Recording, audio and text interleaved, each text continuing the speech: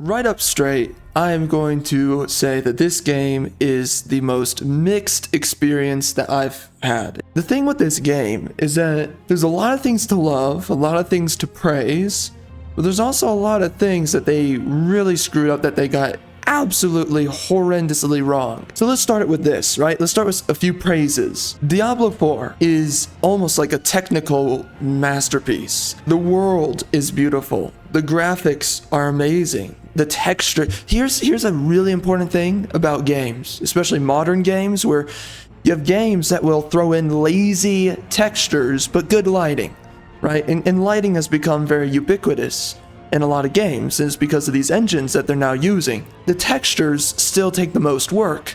In this game, in gaming, you need a great confluence of both lighting and textures to really bring up the overall appeal and the designs of your world and your game, right? To make everything look beautiful, the lighting has to have good textures to work with, and of course vice versa. In Diablo 4, they have beautiful textures and beautiful lighting. They did a great job with this game. I mean, the volumetric lighting that you will see in environments, when your character looks in directions, right? The character has this cone of light that will look in that direction. The shadows look amazing, bro. I don't know if this is ray tracing. I think it looks like ray tracing. So it is very high quality. The graphical appeal of this game, when your character walks on mud, when they walk on sand, when they walk on snow, when you're dashing through these different terrain locations, including water. Water looks great, everything looks great, and everything interacts so well. The animations are crisp and clean. They're not too crazy, they're not too complex, but they look great. That goes from attacks, that goes from dodging with your character. Everything's just smooth. There's really no clunkiness almost at all, and it just looks really sleek, man. That's everything with that. The animations between characters is pretty well done. The voice acting in this game, for quite a while playing this game, I just have to say that this is some of the best voice acting in gaming. I'm not trying to like blow this out of proportion or anything, but this is really good voice acting in this game. And when you listen to these characters, it's like you're in the scene. There's some voice actors you can say, okay, they're not doing as well as the others, but there's so many voice actors here, and out of how many there are, there's a lot of quality with how many voice actors there are. And that's the other good thing, is that there's a huge range of voice actors, right? So that you can accommodate the fact that these are just different people, right? You know, guy 1, guy 2, guy 3, they each sound pretty different from one another for the most part.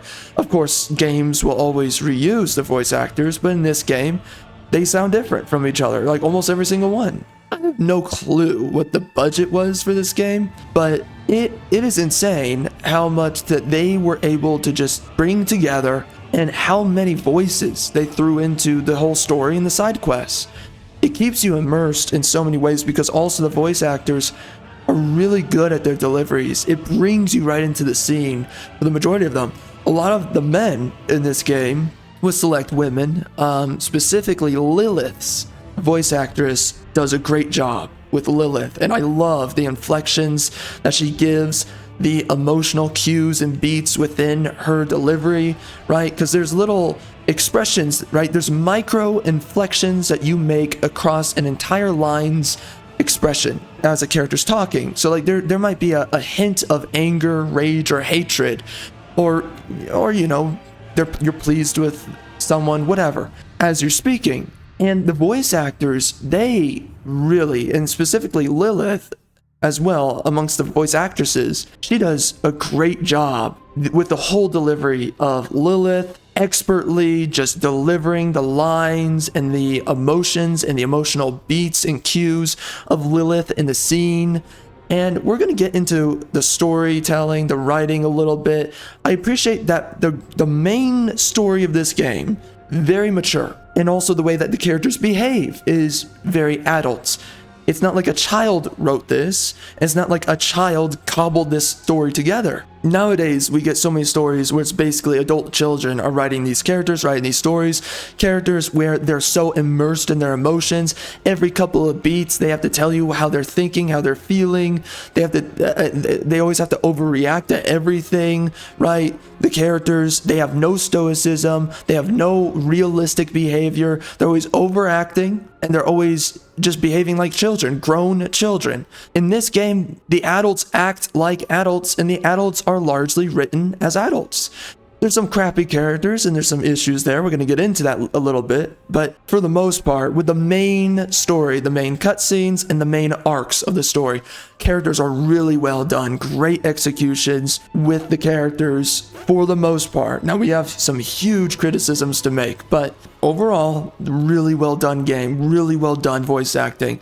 I cannot say it enough. They bring you right into the scene. You believe that in these different regions too. You believe they're in that environment. You believe that they're actually experiencing what it's like to live in a cold place, you know, a desert, whatever. Again, some voice actors and actresses more than others, but they did such a great job. I think Lorath in this game was basically voiced by Sid from Final Fantasy 16. That's a good voice actor.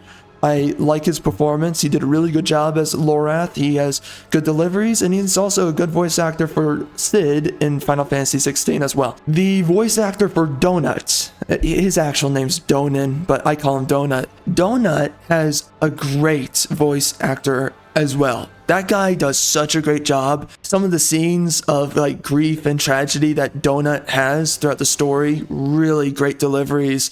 That guy, and again, it's the same thing with Lilith, right? Lilith has great inflections across as she speaks.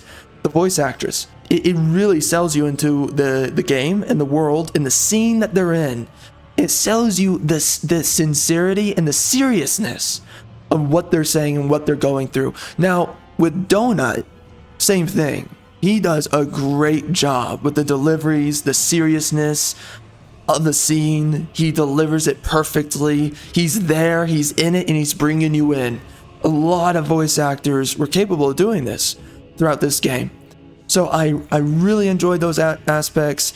Again, graphics, gameplay's great, voice acting's great. The story when started out very, we're not getting into the story yet, but very soon. But story started out very mature, and I also like the mature theme that, and this is the point I'm making before I get into the story here, but they treat the themes and the experiences of the characters throughout this story, and they treat you as an adult, okay? Again, the way that the voice actors perform, the way that the writing is executed in the main story, in the main arcs of the main story, really well done, because they're not telling you how to think or feel about a scene. A scene will just happen. Oh yeah, and by the way, Elias, the voice actor for that guy, he did a great job too. Again, there's many that did a great job. So, but Elias is another good mention. Did a good job. But they treat you like an adult when you're playing this game. They don't treat you like a child where they have to tell you, oh, this is a bad thing that's happening. Oh, that's a thing that you should really, that's not acceptable. You should really judge that. They don't sit there and babysit you. They show you a scene. Some really, serious stuff happens in the story. This is a very gory story. It's about Lilith, and for some reason it's not about lust, and it's not about any sexuality surrounding women and men desiring women. There's a lot of interesting things they could have done with that, especially with Lilith, a character like Lilith, but whatever. That's a huge thing that they missed, and it's because they're woke. That's why they do it, because, right, they have to avert male sexuality, and of course, as well, female sexuality too. But specifically, they really do not like male sexuality, and so for that reason, we don't have a very sexual story here. Well, you should have that theme of sexuality, of lust between men and women, okay? You need to have that, especially surrounding Lilith, so that you can sell a much more immersive, down-to-earth, gritty story. But what we got here, right, again, it's so funny that they'll go freaking deep on the gore. They'll show freaking maulings and brutal deaths, and like literally a guy's back getting torn open by wolves. I mean, they'll show stuff like that, and they won't show any boobs. They won't show any attractive boobs, right? I mean, that's the dual-sided coin of wokeness. So there's all of that, and The story, though, is very gritty, right? And they won't tell you when something, really gritty is happening, though. Something really crazy and brutal is occurring. They don't tell you how to think and how to feel. They treat you like an adult. You have no clue how many games now treat you like an absolute child. You're the paying customer. And even if, right, you're a teenager, you need to be treated like an adult. I don't understand this infantilization of these developers onto us, the audience. It's ridiculous. Treat your audience like adults. The best stories treat their audience as adults. You have that with like Last of Us, the first Last of Us game. The second one is nihilistic horse crap. But the first Last of Us is a great example. Metal Gear Solid 5, great example. You can go down a list of games that treat you as an adult towards the audience, and they don't over-emotionalize the story, okay? So all of that, the tone is what I'm talking about here. The tone is nailed down really well for most of the game. Now, we're gonna get into the frickin' story. For one, the story, by the long and short and end of it, okay? This is a feminist story. This game has many feminist characters. What a giant waste of time and a waste of narrative, all right, with this game and with its story. There are so many layers that I have to go into of how they screwed up this story. It is unbelievable to me how they did this. Now, we look through the credits. Let's say this first and foremost. There's a lead narrative designer. I could tell the writers apart while playing. I could tell there were certain side quests. It was written by a feminist, or it was written by someone that was a little bit woke, or the writing quality just went down the freaking drain, okay? Whoever was writing, they were not as skilled as the others on the team. Now, as I remember, I think there was like 11 overall story writers for, I think you had 6 for the side quests. 3 of them, I believe, or 4. No, I think 3, and then it was either 4 men or whatever. But I believe for the side quests, 3 women. Okay, that's way too many women working on the writing. Women are crappy and lousy writers. You had for the main story and the script writing of the main story, or things associated with the main story, right? A couple of side objectives associated with the main story. You had around 3 to 4 female writers there. Okay, I could tell when playing this game where the female writers are. I could tell when I was playing the game that the writing quality just goes down the freaking dumpster. And I'm like, dude, that is a story beat right there. That's how women write. You know, it's over-emotionalizing a scene, or really what it is girl bossing certain characters and also virtue stacking or virtue layering female characters. You see that in this game, and it happens the deeper you go in. There's some things to say about that, but I'm gonna leave it there for now, right? We're addressing this. The problem is with this game, there were way too many writers. All of them were not men. And I don't know how many of these men were soy boy latte pumpers, right? I don't know how many of them had a syringe full of Starbucks barista lattes just being directly inserted into their veins. I don't know how much of their bloodstream is estrogen. I have no idea. But there were clearly writers for this game that thought like men, and they wrote very competently and with great maturity. And I think the lead writer is a part of that, because the lead story beats, right? The main story arc, the main characters, the main quest line was really treated well. Again, the execution was mature and the characters were gritty. The dialogue lines were great. The things that Lilith says, Lorath says, most of the main characters, what they say, Donut, of course, as well, and Elias, there were good lines that were spoken and said, but it's when you get to the parts of the story where it's like, okay, I can tell this is filler, and it seems like this isn't the same writer as the writer that we started the game with.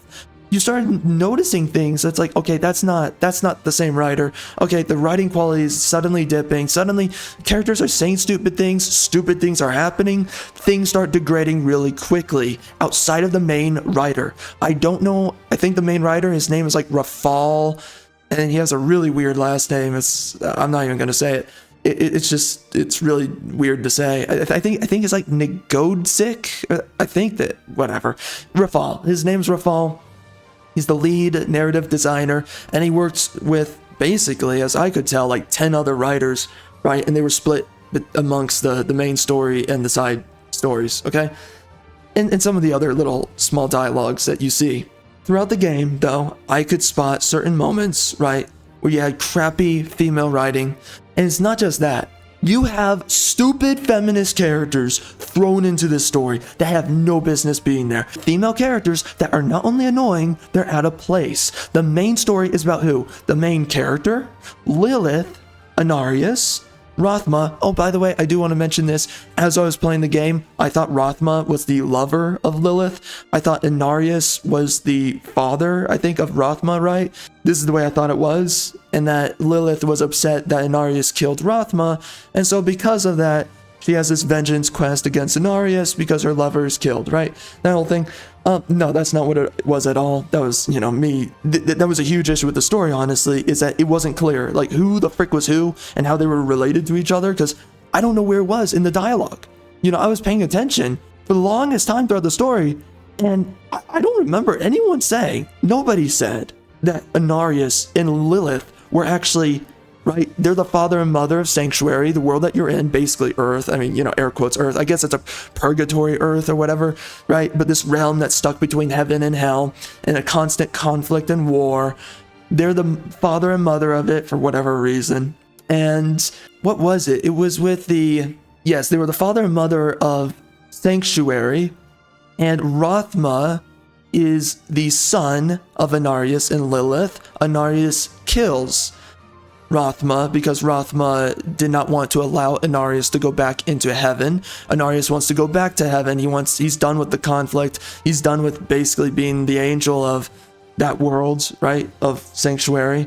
And Lilith wants to end the conflict. She wants to bring it all to its conclusion. She basically wants to become the conflict in a weird way. She wants to manifest the world where she controls everything, right?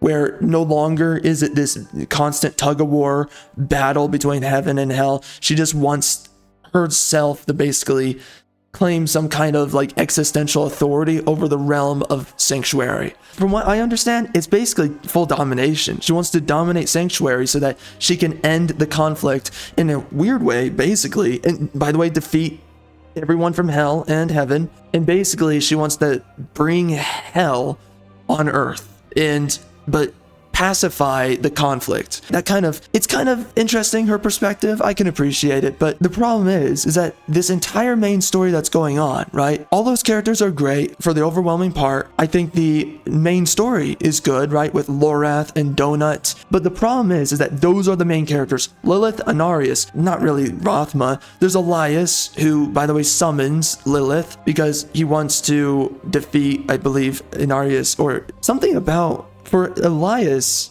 Oh, he wanted to defeat I think the Lords of Hell, and that was by bringing back Lilith, working with her, but him having a master plan to backstab her at the end and basically destroy hell.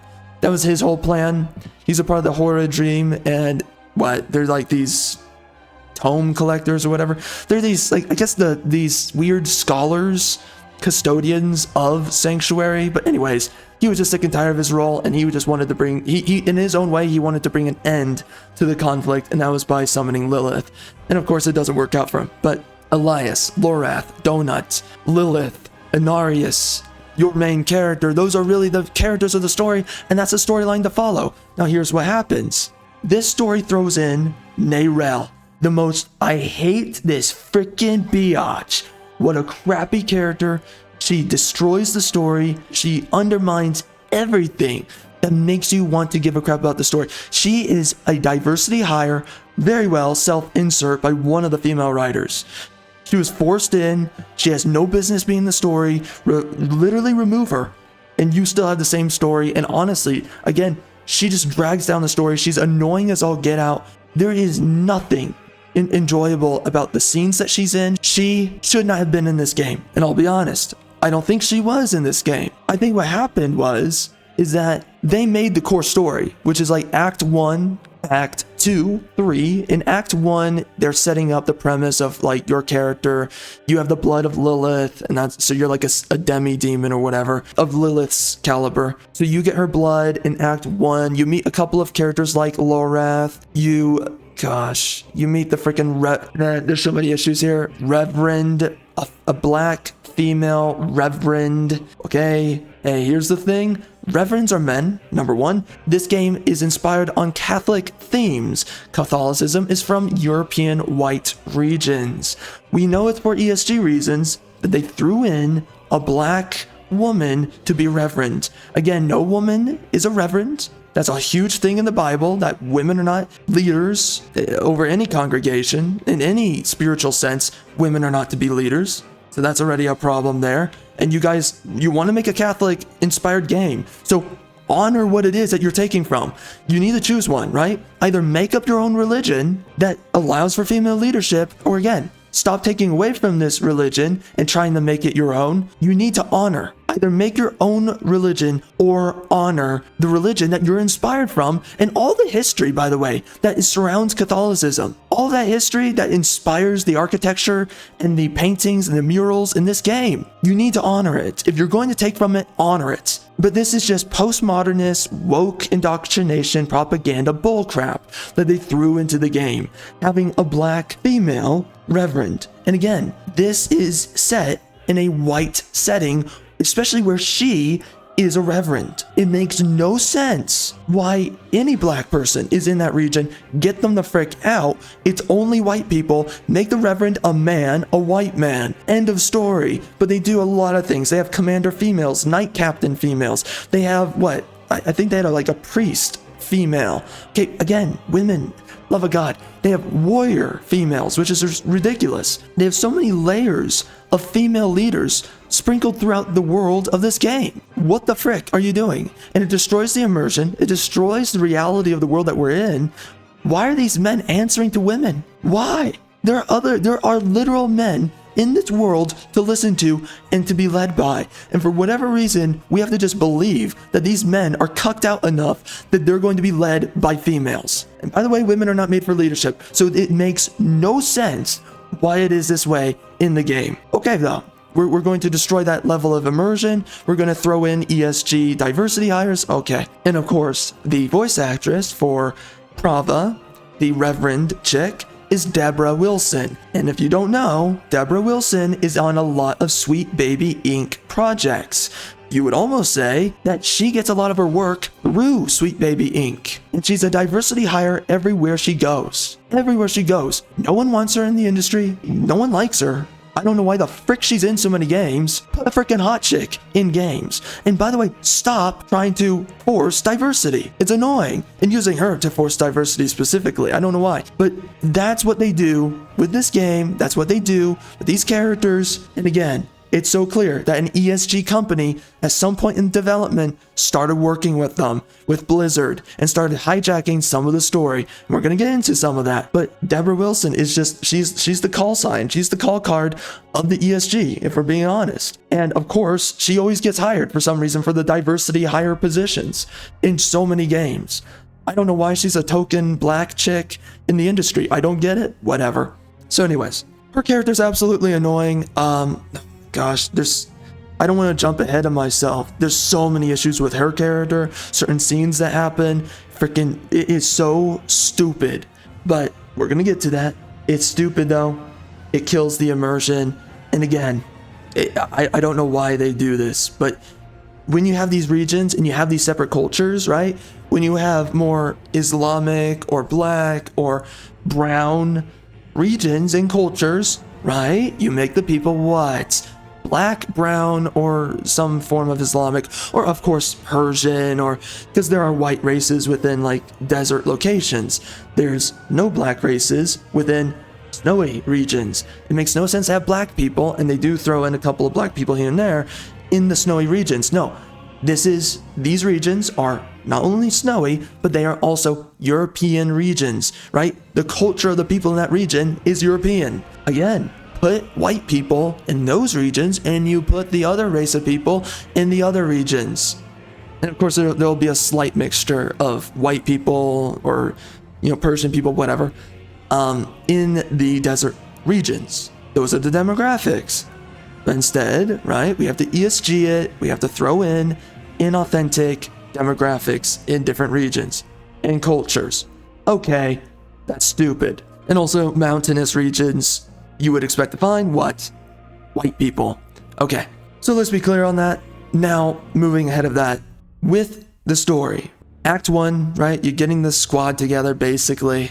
You're introduced to characters. The stakes set around Lilith and Anarius. Okay, that's settled. Act 2, Donut. It's about Donut. It's about his son. His son ultimately gets killed. His son is turned into Astaroth. You have to kill Astaroth, who is his son. That obviously really knocks the wind out of him. And you feel the emotion, by the way, of the scene where the voice actor, he does a terrific job selling the grief of Donut weeping over his son's dead body. It's really well done. And I liked Donut's character. Yorin is his son. He's decent. Okay character. It's acceptable. Now in Act 1 though, that's Act 2, so the end of Act 2, it's about Donut, and ultimately Donut's son dies. And again, really great delivery there. Donut's voice actor is really good at his job. So, bravo there, man. And so that's Act 2. Act 3 is about Lorath being in the desert location of the game. I forget what it's called. I don't care what it's called. And Lorath is... oh, frick. You know what? Okay, let's bring up Act 1 first. Act 1, there's also these characters. Vigo, a man who is basically begrudged and is seeking a level of penance for the fact that he worked with a squadron of men, it seemed like, and they died, and he feels responsible for their death, so he kind of has this penance attitude, and he ultimately kind of sacrifices himself in a slight way by putting himself inside of a nail coffin suit at the end of Act 1. That's also where we are introduced to Neyrelle, a character that does not need to be in the story, is annoying, and I wish they just got rid of her. Again, without a doubt, an ESG company came into this game's development after it was done. The main story was done, because the main story is Act 1, 2, 3, part of 4, pretty much none of 5, like very little of 5, and then 6. And there's a bunch of ESG elements that you can see were inserted in specifically Act 4, 5, and part of 6. Okay, that is very annoying. It is just there to bloat this game. Now, Neyrelle should not have existed as a character. Forced diversity is annoying. She's this Asian chick who is definitely a self-insert of one of the female writers. What Neyrelle should have been was a young buck kid, though, who understood that Vigo kind of had this penance, redemption attitude, and that he wanted to see Vigo, right? He didn't want to see Vigo tormented, but he wanted to help Vigo. He didn't want to see Vigo hurt himself or whatever, right?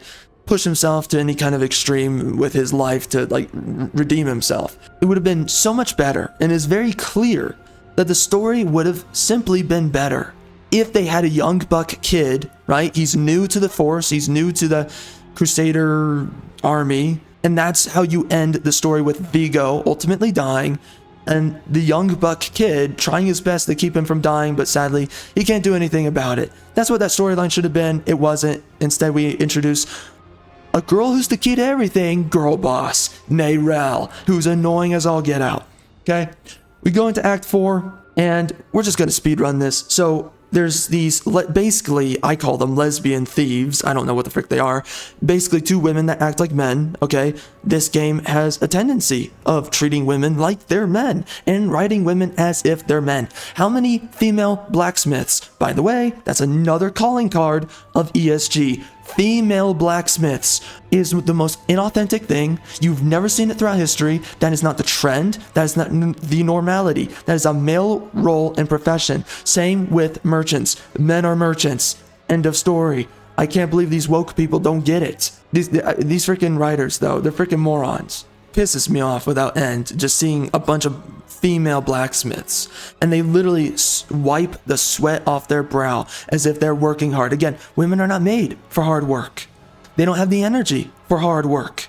Okay, they don't have testosterone, and they don't have the testosterone that men have. Men have many multiples more than women. Differs by man. It's like somewhere between 50 to 300 times.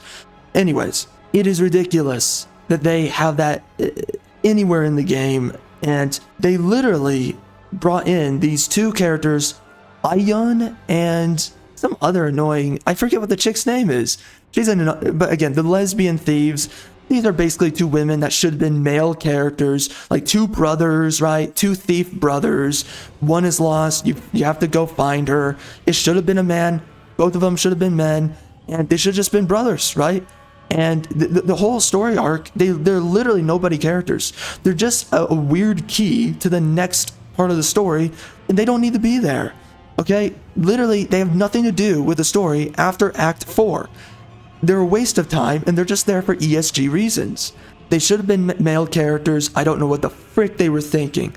Then you have a chick named Teysa, who is another woman who is the key to some of the things in the story, okay? She's another girl boss. She always, by the way, the women are super masculine. They talk down to the men, and honestly, they made the women more masculine, and they made the men more passive and effeminate. It is ridiculous the way that they just subvert these characters. Again, we don't get female characters anymore in stories in games. So annoying. I hated Teysa's character. She's just basically a witch, right? That you interact with her in Act 5, and because of her, you're setting up a crystal to take out Lilith and Mephisto. Blah. Oh yeah, Mephisto's also one of the characters. He's the father of Lilith. He's the Lord of Hatred, and she's the daughter of Hatred. Okay. And by the way, Mephisto's character is pretty alright too. I like his character. We've got a good number of girl bosses that you have to spend way too much time with, and Neyrelle is so annoying throughout all of these chapters that we're in.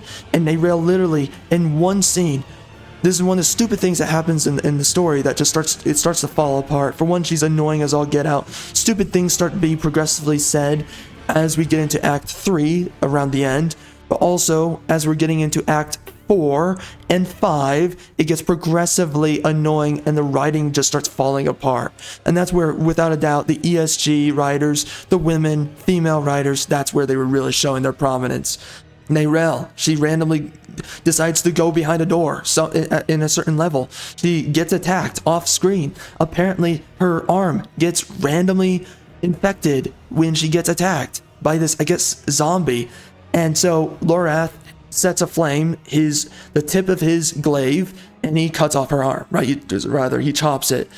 And it's this dumbest, most forced scene. It's like they know, right, that people criticize how female Mary Sue's, which Neyrelle is a Mary Sue in this game. She's a girl that's a key to everything. She's a stupid character.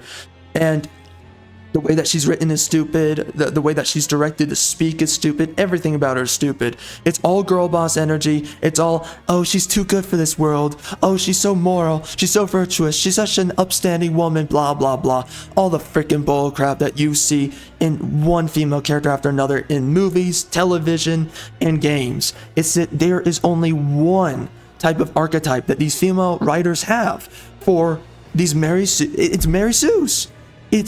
For these female characters, it's always a Mary Sue who's too good for this world. She's a moral paragon, right? She's super virtuous, and they always do things to virtue stack and layer these women so that, oh, she's really good at this, but she's also really good at this other thing too, and she's really good at that thing and that thing and that. They always do this, where it's like, the girl is so competent you can't hate her. That's the reason why they do it, and it's annoying without... Again, there's a scene where Neyrelle is literally sitting there in one of Donut's study rooms that's in another region of the game, and she's asleep at a stool over a text, Horadrim text, and they're trying to facilitate this archetype, right? We know that men are the ones who will labor tirelessly to the point that they will exhaust themselves and fall asleep working towards this endeavor, this grand goal. We know that's a male archetype. We know that's what men have done. It's why it's a male archetype. It's why it's an archetype to begin with. You're taking an archetype that is inherently male and you're putting it onto a female. And again, she backsasses the characters. She acts like she's smarter than the characters. It's ridiculous. And she's there sleeping, and she's woken up, and she's got a blade right next to her, and she like gets up, hey bro, don't come after me. She does that to Donut, and you're like, what the frick is this chick doing? You know, it's like, stop acting tough. You're a freaking woman, and stop being writers. Stop acting like a woman would ever labor away at studying anything, at working towards anything, for the purpose of this like existential goal that is a male character. Stop the freaking woke horse crap. So again, that's one layer of propaganda, indoctrination BS that's in the game.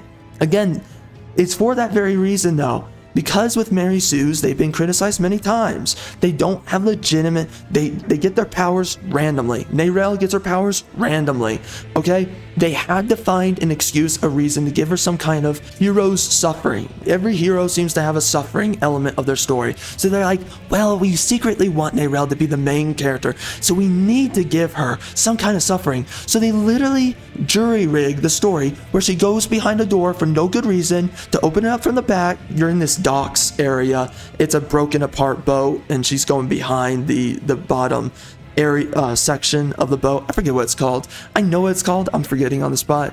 But she goes behind. She's trying to open the door. And by the way, when she gets attacked, it ends up being that she can't open the door. She's attacked. So you literally destroy it. You destroy the wooden door to get to her. Why didn't we just destroy the door to begin with? Her character's stupid, and she causes stupid situations.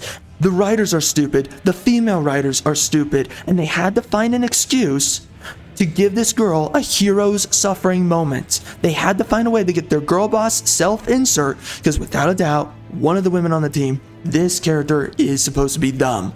They wanted Neyrelle, right, to have a hero's suffering moment, and that's by her losing her hand. Is the lamest, the most forced, and by the way, it's not the first time. This is not even the most egregious inaction of this lazy writing. And again, the writing gets progressively lazier and tropier as we go. This is not the worst. It's the one after that really pisses me off of what they do. Towards the end of the game, we're going to talk about it. But that's what they do with Neyrelle. And so that you associate with her, you feel sorry for her, and you're like, oh my god, oh, I'm so sorry for the girl boss that she lost her hand. Oh my god, she's so strong, and she's too good for this world. And now I identify with how much she's struggling to just do the right thing. Oh, it's such lazy emotional manipulation, and again, it's lazy writing. Let's just jump right to it. When is the second time that they do this? When is it? Donut dies in this game, and he dies in the lamest way you can imagine. By the way, basically, the characters in this game overall, it's like a diversity brigade at the end, right? They have to throw in like equal women to men and all this stupid bullcrap, and obviously we have to have the Asian, and we have to whatever. We have to have the white guy who's like really pessimistic and defeatist, basically nihilistic about the world. Nice. You know, for some reason, Lorath has to just give up on life. I don't know why. That's not... His character didn't have to be that way. Whatever. That's just... There's too much nihilism in storytelling, dude. This game is another story that has a very heavy nihilistic attitude. Very heavy. I am so sick and tired of nihilism. Again, though, let's get back to Donut. Donut dies. It's the dumbest scene, okay? We journey into hell. We're trying to go defeat Lilith. What happens? We are literally putting down this little gazing pendulate or whatever it's called. I forget what it is. It's like the sightless eye gazer thing. And Donut randomly starts walking off screen to go look at a pillar of corpses, living corpses within hell, just with their arms stretched out, and they're kind of semi-lifeless, but they're still obviously somewhat alive. And this is so uncharacteristic of him. We've been fighting through all of hell up until this point for like 10 minutes of gameplay or whatever, literally going through multiple sections in hell, fighting these biatches, and then Donut, in no scene prior, starts wandering off, gazing at a freaking pillar of corpses with their arms kind of stretched out. He walks up to it for some freaking reason in the scene. Again, this is lazy writing. There's a point where you can tell that the writers, they're like, we just have to kill this guy. We just have to kill him. We just have to remove him. He doesn't need to be in the story anymore. We ran out of ideas. Kill the freaking guy. This is what they do. This is what they do. He walks up, and suddenly he walks up to the pillar for some, again, uncharacteristic. This is not something Donut does. Okay? Donut, don't do this. But Donut's doing this. Okay? Why are you doing this, Donut? Okay. I'm so unbelievably pissed that Donut did this. Donut does not do this. He walks up to it and he literally gets stabbed in the gut by one of the corpses. Now, you're journeying into hell. He's wearing his gear. How does he not have armor that negates getting stabbed? And somehow the corpse, this lifeless corpse, stabs him in the gut with its bare hand. What the frick? He falls over and he's basically going to die very quickly thereafter. It is the most forced BS. And it was, I felt for the scene when he was dying. I felt for it. It upset me. But it angered me even more that they killed Donut's character, a good character in the game, next to Lorath. And they kill him because simply for the writers, he outlived his use. That's what happened with Donut. The writers ran out of ideas. So they just find the most jury-rigged moment in the story to just kill him off. It is disgusting what they do to his character. I'm like, what? Because now let's bring this up again. You can really see the ESG and the wokeness and the feminism in this story. This is unbelievable. Oh my gosh. Let me say this. Cinematics in this game are beautiful. They're so well made. The battle between heaven and hell cutscene is great. It is so awesome seeing Inarius fight. It does such a great execution of Inarius's character, him being an angel, him coming down to freaking hell. Oh my, it's so cool. I just wish they did more with it. Angels look so cool in the Diablo universe. I just have to say it. But oh my gosh, there's so many problems at the end of this game, and it's so lazy. And Prava's character is so annoying because literally she is leading a crusader army of men to fight in hell. Why is a woman commanding a bunch of men? And by the way, she's like war crying and stuff. Her whole army of men. This is a woman. Why are you guys being led by a woman? And also, these are white men, and they're being led by a black woman. What the? Again, the levels of subversion and deconstruction. Prava should have been a white male character. What a freaking miscast. And it was intentional for woke diversity points. But again, what happens? Inarius. Gosh, I guess we have to bring up Inarius before I talk about Prava. What happens? Inarius is fighting. Lilith is watching him kill the demons, and then he chases after her into this little tomb. And then, they have a little conversation, and he's all like, "Biatch, I'm gonna get you." And then, she's skulking in the shadows, and then he stabs her. And literally, this is again, oh my gosh, the amount of women who girl boss in this game, and a huge element of girl bossing. Guess what that is? When a woman girl bosses in a story, they can't die. Girl bosses cannot die in any story. Guess what happens? Inarius stabs Lilith with his spear in the stomach. And guess what happens? Lilith is stabbed into a pillar. Inarius starts having an episode because she starts talking to him and saying, even if you kill me, you're never going to end up in heaven. They're never going to accept you back. You're a traitor because he had sex with a demon, right? Which makes sense. Okay, yeah, sure. But, Inarius is freaking, and I feel for Inarius' character in this scene. Actually, the emotional execution is really well. And I don't mean modern emotion. I just mean the beat. You feel for Inarius. You feel sympathy for his position. But he starts begging out within the tomb to the dark ceiling. He's begging out, "Will you guys accept me?" Right? I think talking to heaven, right? Or in his mind, he's talking to heaven. And Lilith starts slowly but very quickly in the cutscene. This spear is, oh my gosh, it's like, what is it? It's like, I would say it's like 12 feet penetrated out from behind her, and for some reason Lilith is slowly pulling it out, and then she stabs him from the back. Inarius. It happens way too quick that she pulls it out. It's stupid. Apparently Inarius isn't watching his freaking back. And by the way, Lilith isn't dead. She just gets stabbed. She's not dead. So it's like, what is Inarius doing? Why is she not dead? If it's not that easy to kill whatever level of demon she is, I think she's a higher demon. If it's not that easy, then why the frick did he let down his guard? He's not that stupid of a character, but he gets stabbed. It's such plot convenience. And then she literally erupts him, and he gets bursted, and he's dead. Inarius dies in the dumbest way possible. Lilith literally girl bosses her own death, and then she kills the man.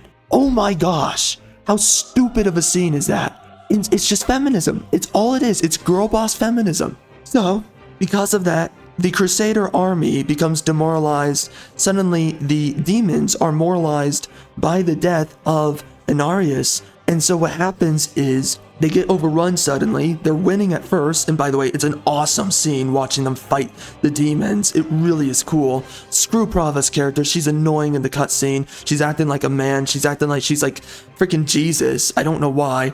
But like she's an icon of the faith. I don't get it. But they get overrun because Inarius dies. And Prava literally gets toppled over by an entire horde of demons in the scene. She gets toppled over by literally, like, I think it's like 20 demons. She is literally trampled. She should have been trampled to death and feasted upon, because that's what happens when a bunch of demons, right, a whole horde of demons clamping down upon you, storming against your army. And these are demons, bro. They're eating these guys. They're stabbing these guys. And she somehow, bro, you find her randomly. After this happens, there's a pool of blood beneath her. You find her after this scene happens. Because we are, right, us, the main character party, we're coming after the matter of fact. What happens? She's literally not dead. She's still alive enough to speak. And Lorath sits there and he's like, give her medical attention. And it's like, oh my gosh. She literally sits there. She's talking down to both Donut and Lorath. And she's like, no, I won't give up just yet. Something like that. She denies her own death, literally. And then she goes hobbling away to get medical treatment. She's somewhere deep within hell. Took us forever to get to her. And she's just going to go back to the overworld. Somehow not get attacked on her way out. It makes absolutely no sense. She girl bosses her own death. She refuses to die. I don't even know. Again, another layer of feminism. We cannot allow the women to die, and specifically the black woman. God forbid we allow the diversity hire to die when literally we killed her in a cutscene. Oh, it's bad.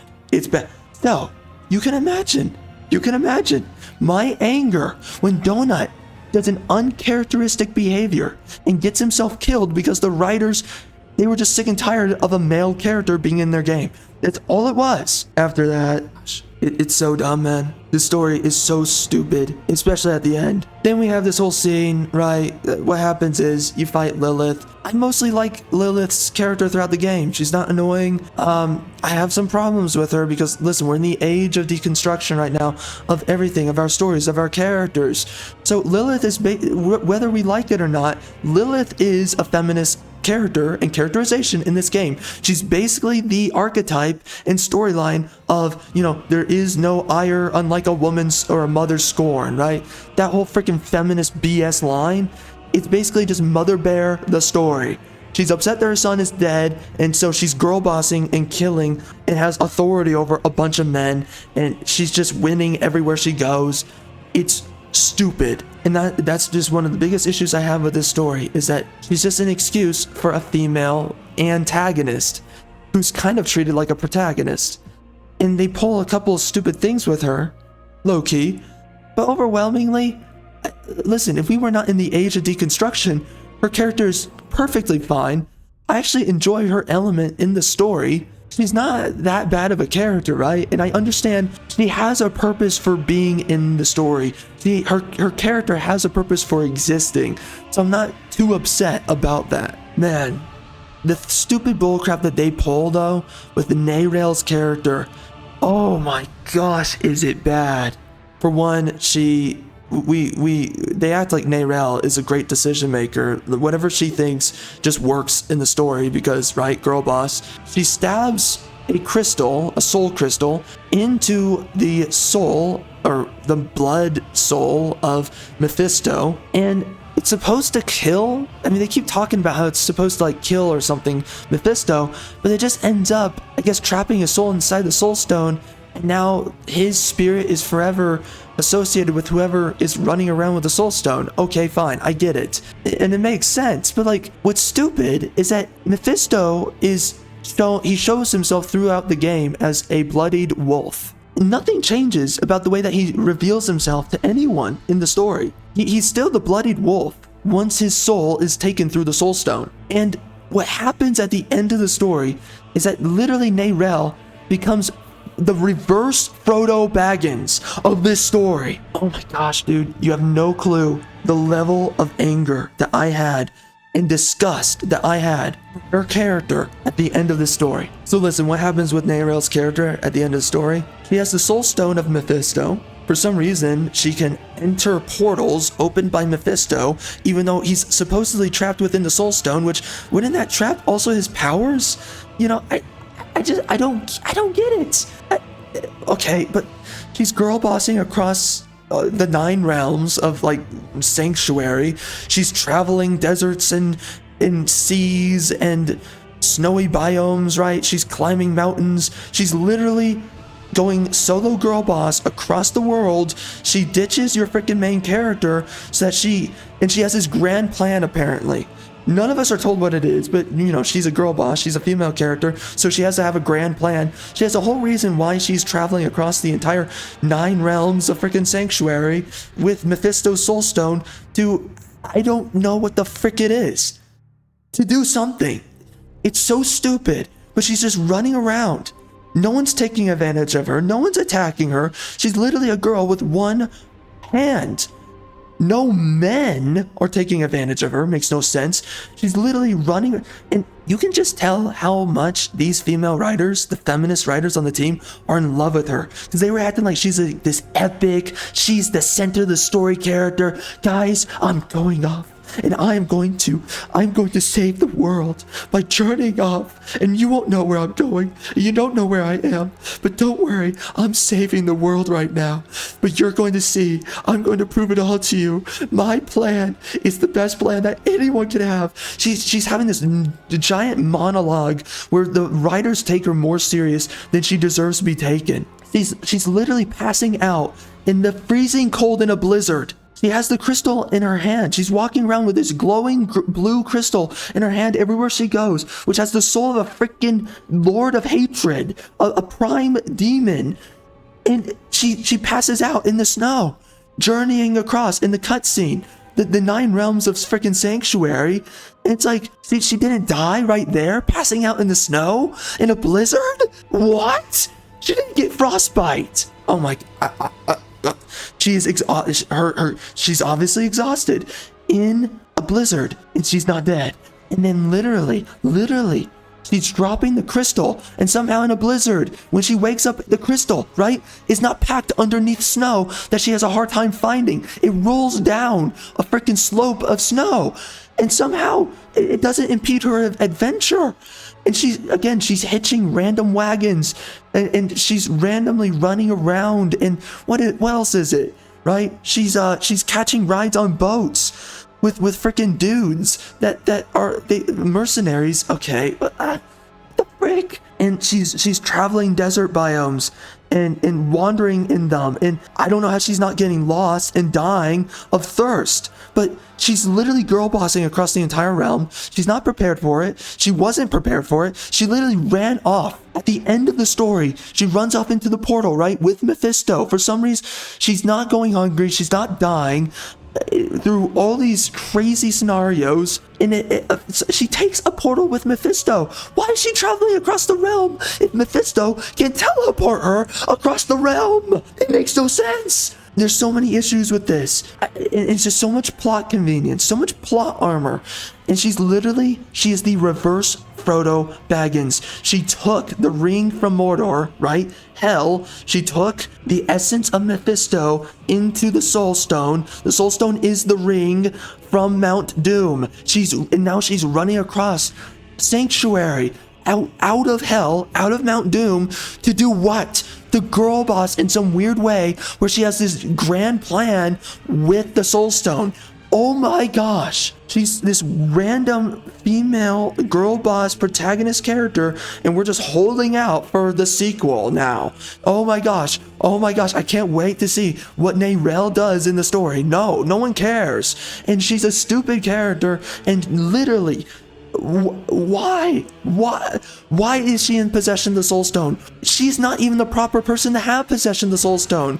What is she gonna do with the Soul Stone? It's stupid. It's dumb. It's lazy writing is all it is. When I say this game is feminist, they literally give the killing blows to the women. They literally make it where the women just cannot die. They make it where the women have as many triumphant moments as you can imagine. It is stupid. Neyrelle becomes Frodo Baggins. She's basically a hero of this story. They wanted her so bad. The feminist writers wanted her to be the hero of the story. Now, as I told you, her character does not need to be in the game. They forced her character to be into the game. Without a doubt, the story was originally about Lorath, the main character, Donut, Mephisto, Lilith, Inarius, Elias, these different characters. They forced these random females into the story. Teysa, Neyrelle's mother, with the stupid story about her mother. They forced in Oyun, the freaking, that chick and her lesbian thief partner, okay? I call them lesbians. I have no clue if they're lesbians. I don't care. They are so... They're so annoying. They are so freaking annoying. All of these female characters. And without a doubt, it had to be. Because it shows its way somewhere after the beginning of this story. When you're in Act 1, 2, and 3, and also when you get to Act 6, in parts, very few parts, within 4 and 5, it's so clear that they had a core story that they made. That core story is good. I like it. But it's so clear that, oh my gosh, dude, they added fluff to this game. And they worked with an ESG company, adding ESG fluff to the game. And you can tell where the ESG is because it's where the diversity hires are in the story. You can tell that it was after the little controversy where a bunch of liberals, right, on the internet were clutching their pearls about Blizzard and about, oh my gosh, a bunch of women made up a bunch of allegations. We haven't seen that before. They made up a bunch of allegations, and here we go, the freaking circus. We know for a fact that Blizzard, somewhere around that time, they hired an ESG company to help bring oversight because so many liberals were clutching their pearls. Blizzard had to run PR, and they ran PR for their own games, and that includes Diablo 4. And they threw in as much ESG with this, whatever this ESG company is.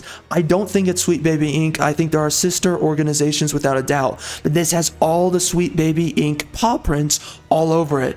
But I don't think Sweet Baby Inc. worked on this game. So I don't know who the ESG company is. Maybe it is ESG proper that worked with them. I don't know who it is. But ESG absolutely worked with this game, right? This game is as polished as many ESG games are, because something I noticed with a lot of ESG games, this is the blueprint. Very polished games. Graphics are good for the most part. The animations are roughly good, right? Because they're spending so much money, they can afford all these expensive elements of high budget games. But what's the problem? The writers and the core content, the inherent quality of the product is dog water horse crap. And the stories are dog water horse crap. And that's what you get here. There's a core writer here. You can see his paw prints are all over the beginning section. Okay, listen, you can tell the sections of the game that he is involved with. You can tell where the ESG is. You can tell that it's the distinction, right? It is so annoying because it's so clear all the ESG that they threw into the story, into the game, and it dilutes the entire story. At the end of the day, every step of the way matters. Every step is important. The casting matters. The voice actors you choose matters. Whether or not a certain character is a man or woman matters. Okay? You don't make feminine characters men, you make them women. They made so many women in this. We don't have women in this game. That's number one. Lilith is pretty much maybe Lilith is the only exception, right? All the rest are men. They're all lesser men. And they made so, you don't make women masculine. That is you deconstructing women. And that's what they do in this game. They make the women men. Lesser men in this game. They make the women masculine. It's stupid when you do it with men. You make them feminine. It's stupid when you do it with women. Why the frick they do this? Why they don't just lean into feminine characters? By the way, most of the characters in the story, though, the main story should have been men. It would have upheld the integrity of the story. It would have delivered a great story to tell. I like so many elements of the story. There's so many great executions of the main story beats when the main writer is writing and is in the main characters of the story that are not ESG woven are in the story. It's great. It's the ESG elements that brings down the entire narrative is crumbled by the ESG. The end of the story is stupid. By the way, you're the main character and you do not matter as much as you should matter. We should have been the hero of the story. We're not. It's Neyrelle because the feminist writers are in love with Neyrelle. The thing is that, by the way, I hate androgynous characters. This is the issue with androgynous characters within stories. Your character is an androgynous character. You can be man or female. You can be one of the two genders. And for some reason, I hate androgynous characters because for some reason we have to write. When you make androgynous characters, this is the problem what happens. You write scenes and you write dialogue that has to be fulfilled by a man or a woman. That is the inherent problem. When you are making a scene and it is supposed to both accommodate a man speaking or a woman speaking, you are going to have dissynchronicity within your story. Okay, men are written differently than women, and women are written differently than men. If you want to make a character, right, that comes off foreboding and menacing, you write a male character, not a female. And the problem of what we get in this game is that we have a character that is androgynous. So the scenes that are just written to be completely neutered, right? There's no personality. If they do try to do personality, it's going to be a complete misfire, right? You're gonna have a woman that's speaking like a man or a man speaking like a woman. It is stupid. You have to pick one of the two. Is it going to be a man or is it going to be a woman? They can't make up their minds, and so what they do is that they just make your character. The main character is just boring. The main character doesn't say anything. Characters will have this whole thing and be like, will you join me in the ranks of battle against the war, against some demons on the lines of wherever we are in the world of Sanctuary? Will you do it, Wanderer? And your character will just say, all right. What the frick? Again, write a character or don't write a character at all. What the frick are you guys doing? So it's so annoying the way that the writing is done because you have a character that's not a character at all. We have scenes where the character just says, okay, all right, blah, blah, blah. They have no personality. They don't say anything. Other scenes where they'll have a whole diatribe. No, I won't allow you to do this. Like they have a sudden conviction.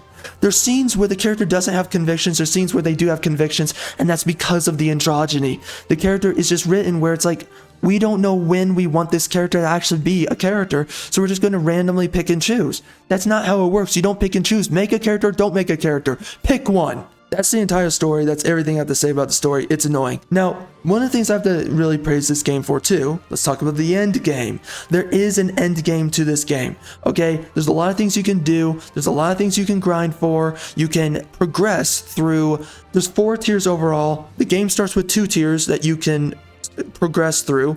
Tier 1, Tier 2. There are the final 2 tiers that you can play in the end game and get better gear, better loot. That's Tier 3 and Tier 4. I have a huge criticism about it because it has to do with gear, okay? Because ultimately it's just a way to pad out playtime. But I do like that there's an end game. I do like there's things we can grind for, things we can do. There's a lot of activities you can do. There's world bosses you can defeat. Things get more difficult, new mechanics. The deeper you get into the game, end game opens up. And really, it opens up the world of Diablo, this game, but also that's where all the core content is. The entire reason you're playing this game, fundamentally, is for the late game. Let's just be honest. That's where the game starts. And this is where my major criticism is with the game, the gameplay and the pacing of the game and its gameplay. This is game bloat, absolutely game bloat. And this is what so many modern games do, is they bloat up the content of their games. This game has open areas and it takes way too long to travel between areas until you get your horse. Then it's really fast to get around. But for some reason they make it where you only get your horse after Act 3. It should have been after Act 1. What the frick? It takes forever to get around on your feet, but once you finally get the horse, okay, fine, we're cool. But there's just so much padding with this game. There's so many enemies to run around and go between quests, fighting. It's just padding to pad out the hours of how long the game really is. The loot system is stupid. There's too much padding there. When you're playing through the base game, you can get rare and legendary gear, and it's only as good up until level 43 quality of power. Then when you get to world tier 3, you only get gear that's only as good as up to level 60 of quality. Then once you get to world tier 4, you only get gear that is only as good as for level 80 gear. So you're constantly getting throughout the entire game higher and higher levels of gear, and the problem is you can never claim a gear set as your own because you're constantly cycling through the gear every couple of minutes. And if you don't, you're gonna fall behind on the power level of your gear. It's stupid. This is terrible game design. Why we're not just given select gear that is unique gear that I can pick and choose which of it I like best for my builds, and then I can play with that build throughout the game. You can't do that. You have to constantly switch out your gear, which means you're going to be picking up gear that's just worse than the builds that you had like a couple of builds ago, right? A couple of items ago. Whatever your build was back then is worse than what it is now because you have to constantly change it, constantly update it. And here's the other issue. The upgrade materials are too expensive. There's too many upgrade materials that I have to collect throughout the game. There's too many quality gear pieces that I have to deconstruct so that I can upgrade the gear I actually want. So I can get legendary imprints on my gear that actually makes my character viable in higher levels of play and higher levels of difficulty. That's the issue. The game gets more difficult. What's the other issue? Getting better gear is super expensive and you have to constantly cycle through your gear.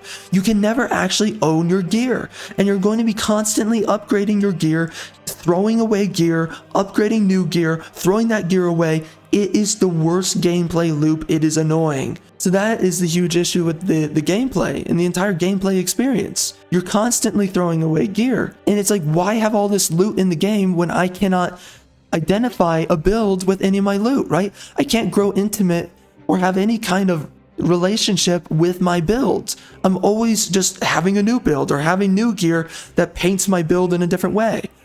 It sucks. Your player needs to have a long-term identity and intimacy with their gear set. Now, I do have to say, for the most part, I like how there's a good diversity of abilities in this game. So it's not stale. You can have a lot of different builds. Well, really, it's like 4 main builds per character, but you can mix and match. And there's 5 characters, by the way: Barbarian, Rogue, Druid, Sorcerer, and Necromancer, okay? And they can all basically have like 4 to 5 variations.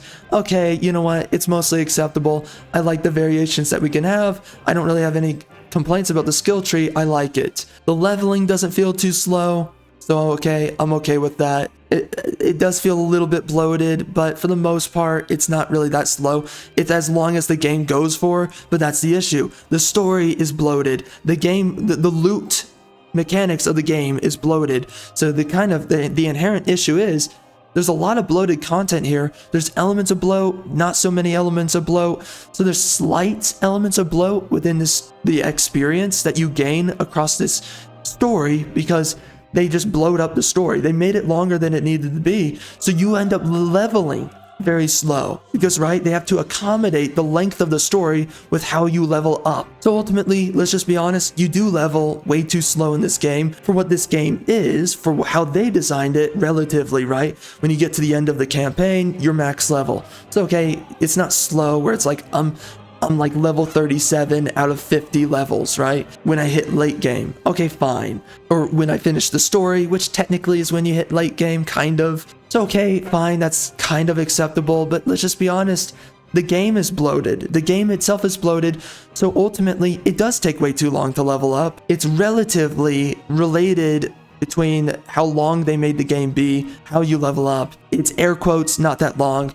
In reality, it takes way too long to level up in this game though, because the story takes way too long to get through. So there's a bunch of things, right, that I love about this game, that I hate about this game. Again, the voice actors did a terrific job. They bring you into the worlds of Diablo throughout most of the cutscenes. You have NPCs who have good inflections and good performances, right? Like it's literally just background chatter and it's well done. So okay, there's parts of the game where it starts starts to fall apart a little bit, but not too much. So it's largely acceptable. It's largely okay. Overall, I like the game. I like the gameplay. I have to say this. I did not like Diablo 3. Diablo 3 was not a good game to look at. It did not have much of an end game. I didn't like the story that much. The cutscenes were awesome, but the game it took way too long to play through.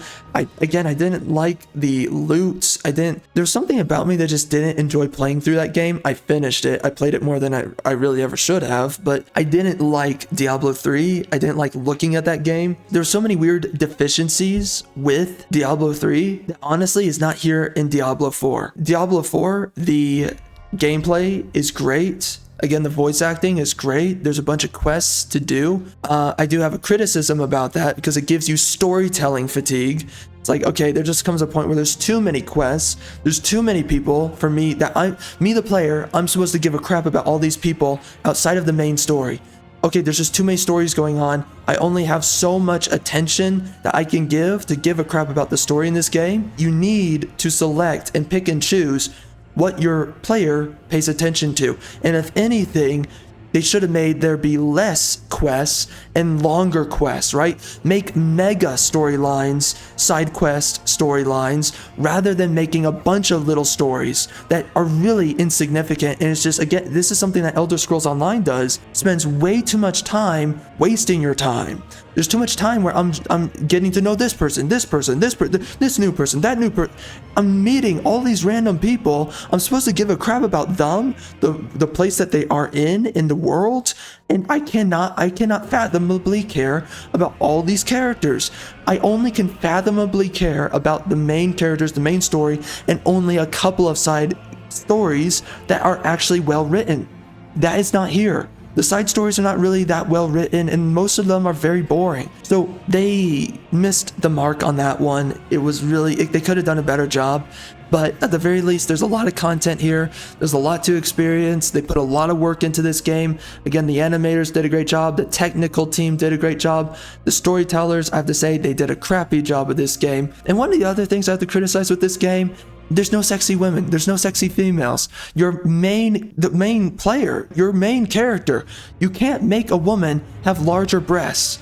The women have small breasts. You have women who are obese and manly looking. It's freaking gross. For some reason, I can't just make a female character who's freaking hot and has double D breasts. It freaking pisses me off because they literally try to give you like stripper outfits. They try to give you so many sexy outfits in this game, specifically for the female characters, but the female characters, they don't have breast size, and they don't have the breast size to associate with a sexy outfit, right? The women are largely flat-chested. It sucks. Why they don't have a breast slider in this game is beyond me. Allow us to make a freaking sexy female.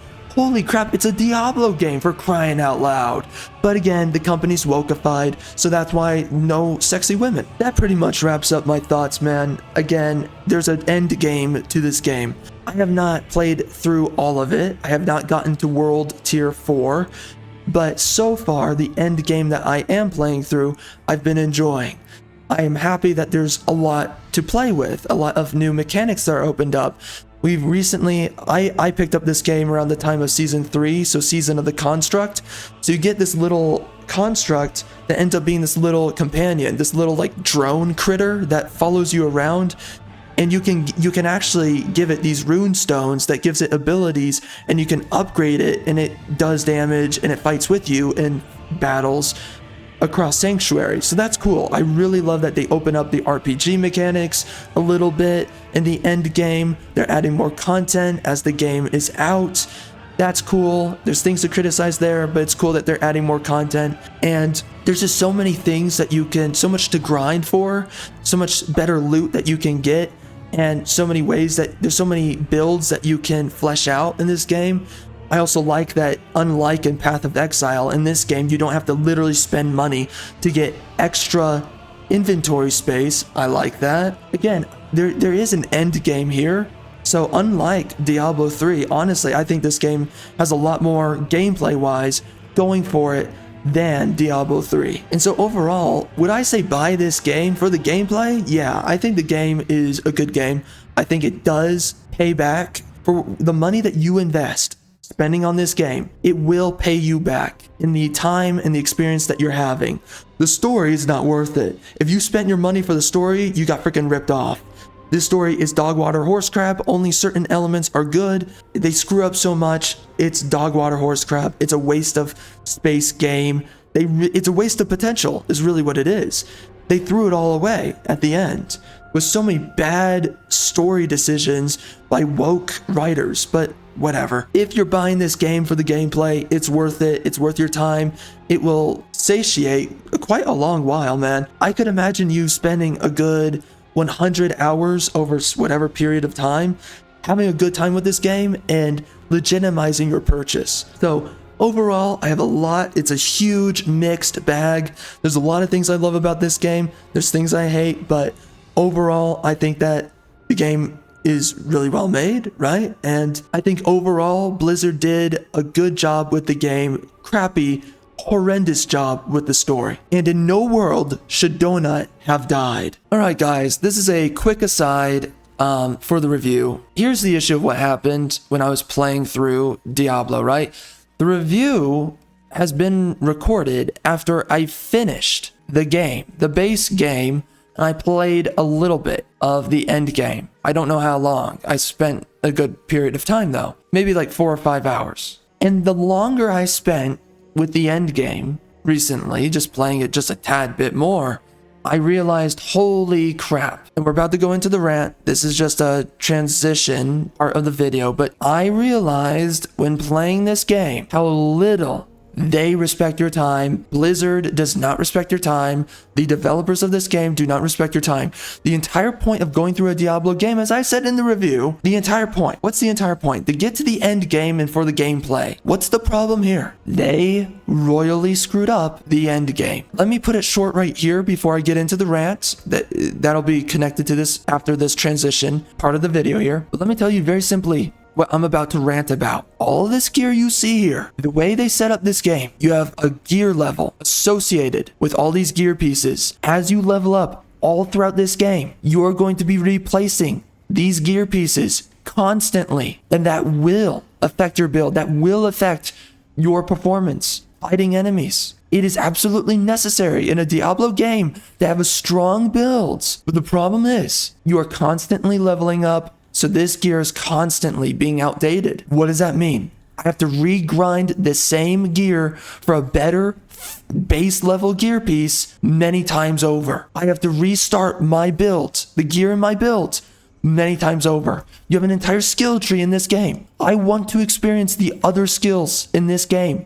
I want to experiment with other builds, but it's going to take me hours upon hours of time that is not worth investing in this game. That I am putting more of my time into this game than what I am getting back. That is what will happen. I have to grind many times over to find functional and viable builds just so that I can experiment in this game. It's not realistic to experiment early game because you don't have enough skill points early game to experiment with a full build. It is not realistic late game to experiment with builds. I'm not going to waste my time, right? Playing on World Tier 2 just to experiment with a build. No, I want to get to World Tier 4. I'm not going to waste time that is going to make it take longer to get to World Tier 4. I'm not going to waste the time. So it is not viable as you're trying to progress through the game, to change up your build, to experiment with all these different skills. There's no way you can do it because then you have to get an entirely new build. Well, what did I just say? You're always leveling up. So what does that mean? Every build that you do make, you constantly have to override it over and over and over again. That is the issue with this game. That is the problem. There's no realistic way from early game to late game to experience the other builds. The build that you choose from the start of the game, like I did, that is what you are fundamentally affixed to. You cannot change it because then you will have to change your build and you will have to grind over and over and over and over and over again. And the resources that it takes, especially the higher up you go in difficulty, it becomes increasingly more expensive to upgrade all of this gear that you see here, right? To keep it up to date. There is no realistic way. There's absolutely zero realistic way without wasting your time to go through this build. Keep it up to date and keep your other builds so that you can have a viable build with other experimentative builds that you're making, other movesets that you want to use. There's no realistic way to do this without wasting hours upon hours of your time. If you don't have anything going on, then fine. You're going to tolerate it, right? That's what the developers want you to do. That's how they want you to think. But that will effectively waste so much time that you can invest doing all kinds of other things. And the truth is, there's so much more to do than to just waste your time rewatching the same movie scene over and over, or rereading the same book chapter many times over. They designed this game to never be completed. And now, into the rant. That is the huge issue with this game design, though. It is built to waste your time. The way you get gear is built to waste your time. Holy crap, there's so many of these guys. Jeez. It is built to waste your time, though. It is built to grind your gears, literally to grind away at your gears. It's like, oh look, I got this loot. Oh well, that's going to be irrelevant in the next 30 minutes. Okay, now I have to get new loot that is the same loot that I had literally 30 minutes ago. I just have to get the next level of the same gear. Uh-oh, that's not good. Holy. Dude, that's terrible. That's terrible game design. Why would they make it like that? It is some of the most incompetent game design that you can imagine. Oh yeah, the feminism in games, man, it really does blow. It's so annoying. Nobody wants this stuff, man. Nobody likes it. Nobody's interested. How it ends up in every single game, right? ESG, yes. But it's so annoying. Because it's just, they want you to think it's normal. These leftist weirdos that women are in male roles. Again, what is an adventurer? Man, right? We all know it's a man. But now we have to force it to be also women. Well, what the frick are we doing, man? It's so silly. Yeah, I don't like the grind system in this game. It's really poorly done. You need to have a good option of gear to hold on to, right? To identify with, to build intimacy over the course of your gameplay. To constantly be changing your build. And it matters if you change your build too, right? If I don't have the same legendary, it's going to take me longer to kill enemies. It's going to take me longer to survive encounters. Everything takes that much longer. It's terrible game design. I am constantly putting my build into jeopardy because the developers decided that you should be switching out your build constantly. And if you don't want to switch out your build constantly, you're going to have to wait forever, right? You have to be very selective about like what is the perfect gear piece, or when is the perfect gear piece for me to finally switch out my gear. Why would you make this your game design? Why would you make this the loot? Why would you do that? I do not understand why they made this design decision. Yeah, that's definitely an issue with this game, though. It makes you grind way too much, and you can't really feasibly create for yourself any kind of identifiable builds, and you can't experiment with other builds unless you want to be swimming in a freaking debt of resources. But they don't throw enough resources at you in this game to feasibly justify experimenting with your builds, doing anything else other than the same build that you've had, right? How long ago now in the playthrough? So it's almost like whatever build that you start this game with, you're pretty much shackled to it. So even though there is, and I said this in the review, and now and this is always my issue, is whenever I speak, I don't want to have anything I'm going to turn back on, right? It's like, is it going to turn out that some of these things are a bigger issue than I was stating in the review? And yeah, I said that there's build diversity in this game, but that's like basically when you start a character, there's build diversity. The deeper you go into the game, though, right, becomes increasingly more expensive to experiment with your build, to experiment with your character. And now you're in a position where you are stuck to the build that you have. So feasibly, there is no build diversity in this game. And there's no build diversity early in the game, because if you're trying to experiment early in the game, well, what, you only have like 16 skill points. So you can't use all of the different skills. Most realistically, you can use the most out of a build at level 50, right? But then that's the issue. Once you're level 50, there's literally no experimentation that you can actually have. And it's just not realistic to spend hours grinding in this game just so that I can experience another build. How much wasted time do you have to literally accrue just so that you can experience a little bit of content? That's what you call freaking grind. Well, you know, effectively a grind fatigue, right? But that's what grinding is in a game, and that's what grind fatigue, that's what game developers do to keep you in their game longer than you ever should be in there. You know, the areas in this game, they look good, but it's just such a big issue. The grind loop in this game, the way that they set it up, it's designed to waste your time and to limit your options, right? Your experimentation, the possibilities that you can explore or consider. I mean, there's so many ways that you could change a build. So like, this is the issue. It's like, so I have to basically, if I'm playing this game, I am dependent on watching some YouTuber, right? Telling me, okay, this is the build you do. You specifically do all these things. Like, I have to go watch somebody tell me on training wheels how exactly I should be playing the game, or else we're going to be in this situation where you want to test out and see other builds. Are they stronger? Are they weaker? But then it's way too expensive to do that. So it's like, well, it's not realistic then. So you literally have to outsource your build rather than you yourself experimenting. This is a huge issue with a lot of modern games, man, is they always find excuses. Like, right, with this game, with the grind loop, they find all these excuses to just keep you in longer, rather than giving you the content that you desire up front, right? That effectively you paid for.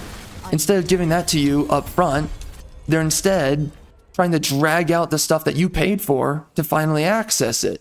The way that the gear system's made in this game, I just do not like it. This is a bad idea. Becoming injured makes you unstoppable. That's something I kind of want to do. But again, it's a waste of resources, right? We barely have any resources to do something with that. So it's not worth it. Simply not worth it. Again, there's a huge issue with the grind loop in this game, the gear system in this game. Listen, bloating up your game is not acceptable, and throwing in bullcrap systems, or throwing in bullcrap progression halting, well, just progression halting your player in general, right? Limiting their loot, limiting their resources. This is ridiculous, man. I'm spending enough time as it is playing this game. Why do I have to spend more time to experience more of the content? Listen, dude, this game takes long enough to play as it is. I paid money for this game. Allow me to experience the content. This is unacceptable. This is absolutely unacceptable. And now I in some way, I'm going to have to put this into the review. I don't know how we're going to do it, but I have to do it now. Again, I paid for this game. Give me the content I paid for. I am spending how many hours grinding away in this game?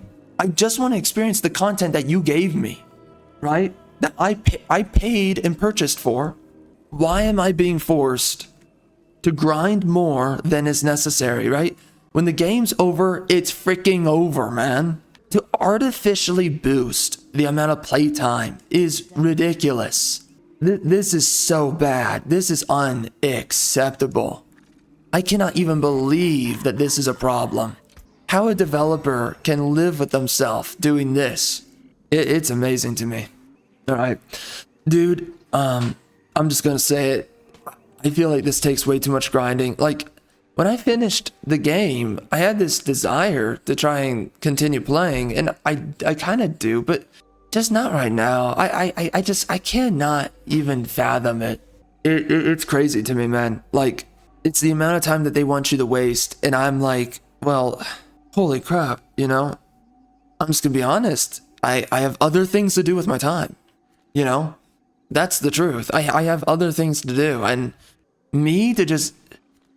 I'm okay with grinding in a game when they make the loot system, right? When they make the play cycle that you go through, and they make it rewarding. But I mean, just right now, dude, it's not even that, right? It's like, that's just me. Like right now, I cannot even fathom having the time to do extra grinding. But it's really frustrating because even outside of that point, my personal point, it's ridiculous that you ever put your player through this.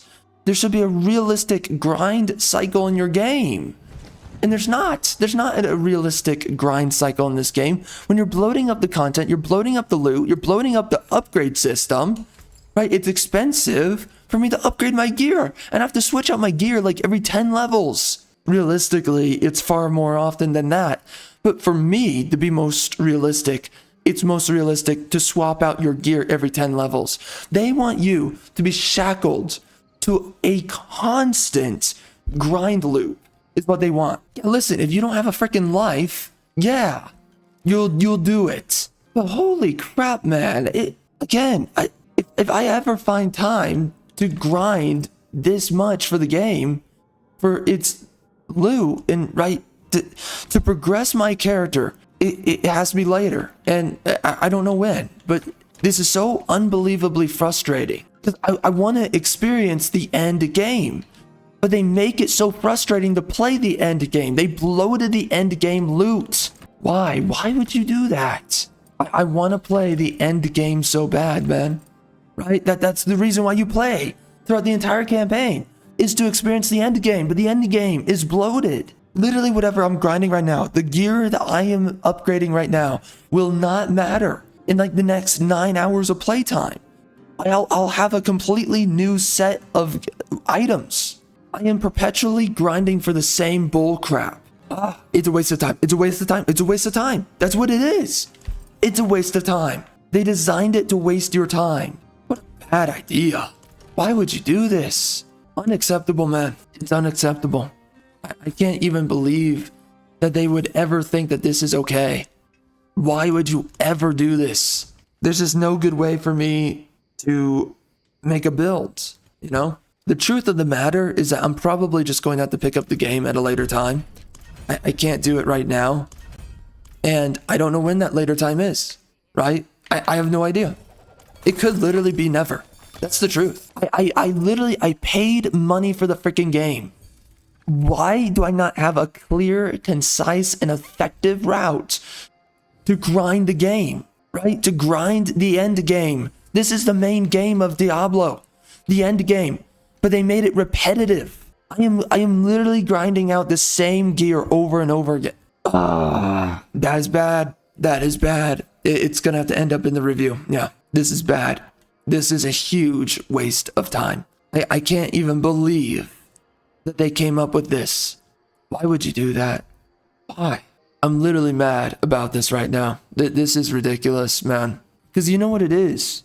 They don't respect your time. In no way do they respect your time. They do not respect it. They want you to waste your time on their game because you're signing up to admit you don't have anything better to do. Bro, I have so many things. So many things. And I am willing to put some of my time into this game. But to experience the end game, this is bad. This is bad. To experience the end game, you literally have to overgrind. You have to overgrind the end game. Why would you make it this way? Why would you do that? Why? Give me more systems to grind through. Give me more systems to grind through. Don't give me the same system to repetitively grind through. That is such a bad... Wow. I am amazed that this is a problem in this game. They seriously did that. They gave us the same grind system over and over and over again. That's what you do. Really, guys. Really. I am willing to grind out this game, but not when it takes up more time than necessary. What the frick? Wow. I wanted to like this game. I wanted to play the end game. But now it's like, okay, I don't feasibly have the time for re-grinding the game, right?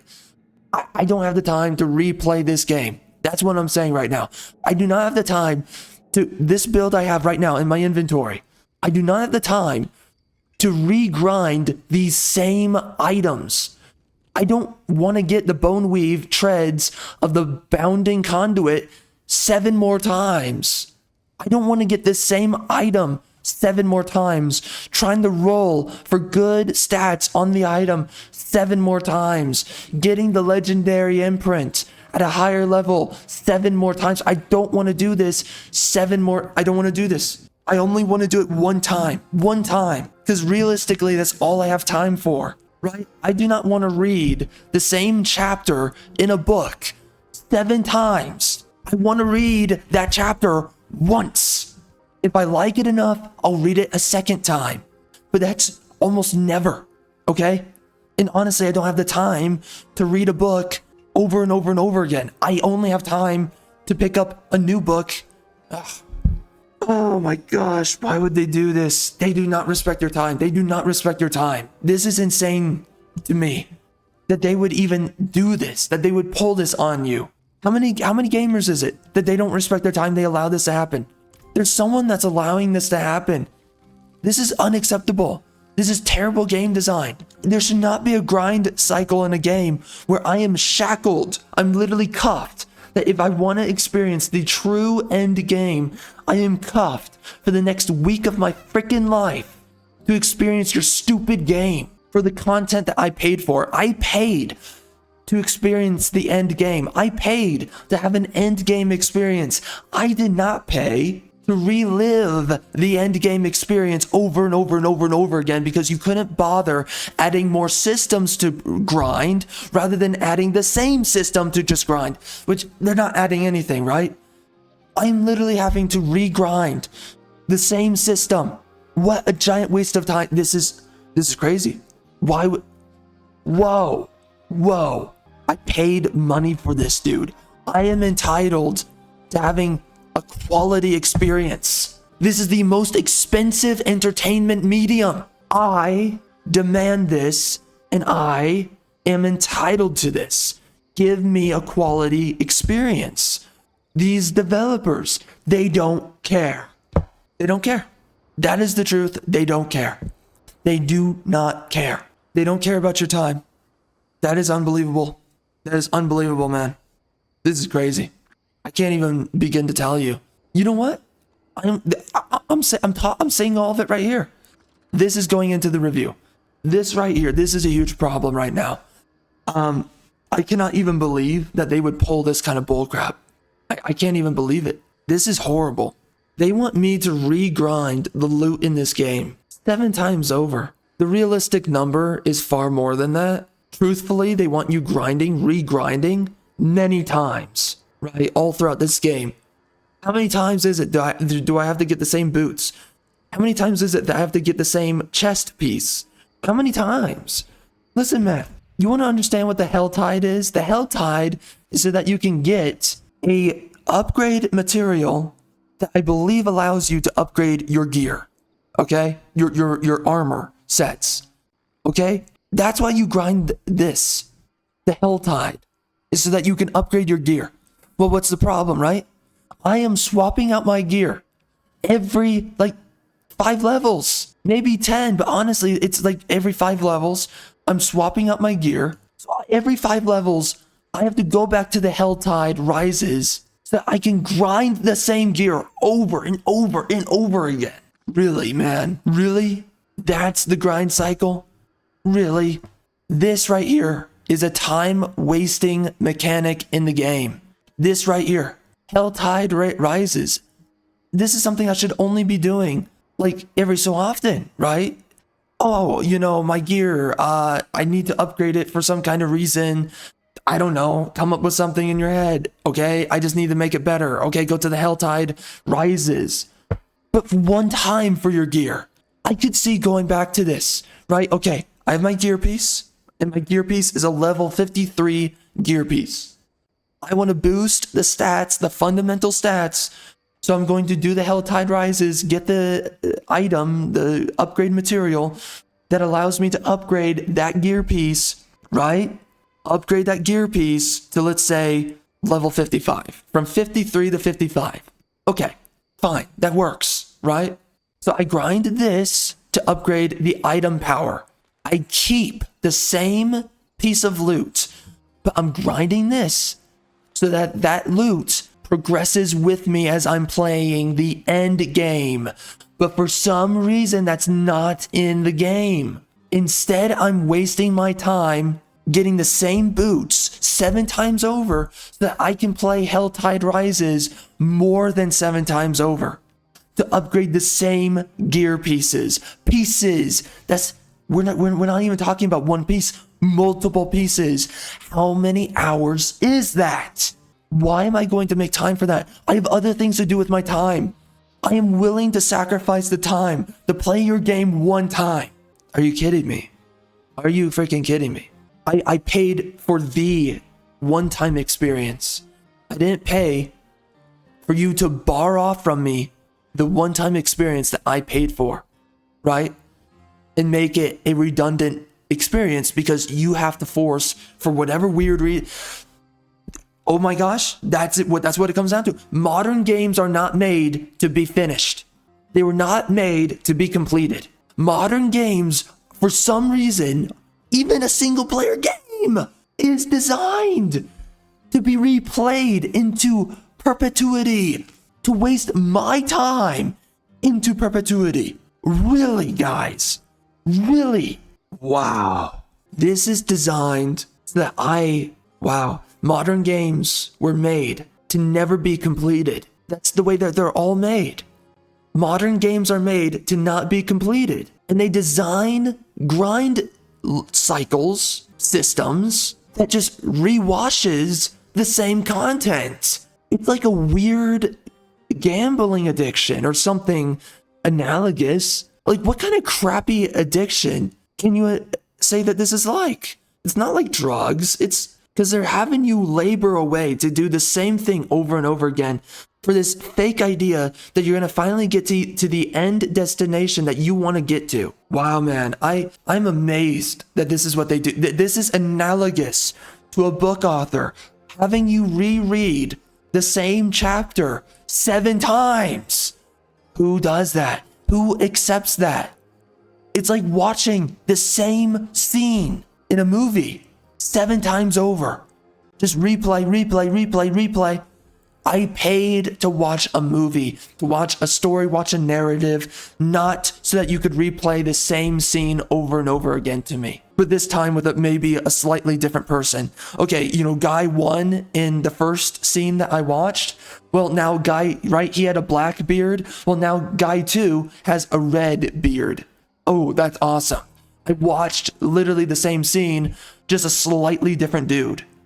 Or it's the same guy, but they photoshopped him or something. This is cheap content right here. This is a cheap grind loop to get into. No respect. You should only have to grind once, and that's enough. To waste the player's time like this, unacceptable. Again, I have other things to do. I have other games that need to be finished. And it's not just other games that need to be finished, right? I have other games that actually need to be played, right? There's actual content that the developers made in that game for me to experience. Here, there is now no more. I don't know where the new content is. I'm only here for new content. I'm here to get to Torment, or not Torment, right? No, it is Torment, whatever. I'm here to get to World Tier 4. I'm not here. And also, I'm here to finish more bosses that I haven't gotten to finish dungeons I haven't gotten to, if that even really matters, because some of them are rewashes. But I'm here to experience new builds, right? That's why I'm going to invest hours. It already takes enough hours to get other builds going. The fact that, do you understand? Do you understand how crazy this is? I already have to grind enough in this game to get one. Gosh, wow. That's crazy. I already have to grind enough in this game to re-grind one build Now imagine regrinding for hours upon hours upon hours without end. Different builds. I am regrinding the same content multiple times. Again, I said 7 times. That's figurative. In reality, I'm grinding the same loot like 30 times over. Who the frick is okay with this? You're telling me this is my question. Who has so little of a life that you are going to no, that is so horribly offensive to your player. The fact that they think this is acceptable. Nope. All right, dude. I don't know the next time that we're going to be picking up this game. I have to be strapped for something to do with my time to pick this up again. And the next time I pick this up, I'm going to have a very short fuse and temper with this game, because this is the problem. If I'm grinding and it's not rewarding enough and they're wasting too much of my time, there's so many things I can find to do with my time. I don't know. This sucks. Okay, whoa. That changes a lot of the review now. Because I said it's a decent experience and you are pushing, and you really, what you have to do, you have to force yourself to go through the entire story so that you can finally get to the end game, because we all know that a Diablo game, the end game is what the game's about. That's what I said in the review. Now we're here. We're in the end game, and I'm realizing, holy crap, they're just rewashing the same crappy grind process. I don't enjoy this. I'm not having fun. This is not worth my time. How many characters are there in this game? And how many builds can you make with each character? How the frick am I supposed to find the time to re-grind the same loot over and over again? They literally think that their players are losers. Ham-fisted losers. Unacceptable. This is how little they think of you, the player. I hate this because I want to play the end game and I can't. That's the truth. They want you to be a no-life for their game. That's what they want you to do. They want you to be a no-life for their game. Listen, dude, I've got too much going on for that. And again, it's not even that. Let's just say I don't have anything going on. That is the argument that matters most. I have nothing going on, and this is not worth the time. That is an even better argument. This should never, under any circumstances, whether someone has the time or doesn't, this is a waste of your time, whether you've got anything going on or don't. This is unacceptable. This is a waste. This is a giant waste. These developers thought that this was acceptable. I am absolutely disgusted. Wow. I am really disappointed, man. I wanted to play the end game, and I'm just realizing now they want you to put more time than this game is worth to experience the true end game of Diablo.